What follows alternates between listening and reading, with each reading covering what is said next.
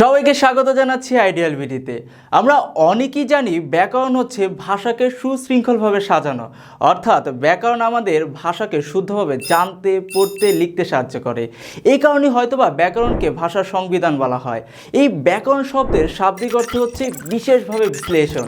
এই বিশেষভাবে বিশ্লেষণ অর্থাৎ ব্যাকরণ শব্দটি এসেছে তৎসম থেকে। আর আমরা যদি ব্যাকরণ শব্দটাকে বিশ্লেষণ করি তাহলে পাই বি যোগ আ যোগ ক্রি যোগ অন, তাই না?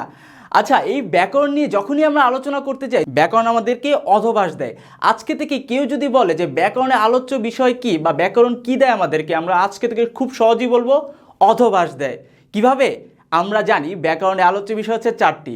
অধোভাষ, অ দ্বারা হচ্ছে অর্থতত্ত্ব, হ দ্বারা হয় ধ্বনিতত্ত্ব, বা দ্বারা হচ্ছে বাক্যতত্ত্ব এবং স দ্বারা হয় শব্দতত্ত্ব। তার মানে আমরা কি শিখলাম? ব্যাকরণের আলোচ্য বিষয় হচ্ছে অধোভাষ, অর্থতত্ত্ব, ধ্বনিতত্ত্ব, বাক্যতত্ত্ব, শব্দতত্ত্ব।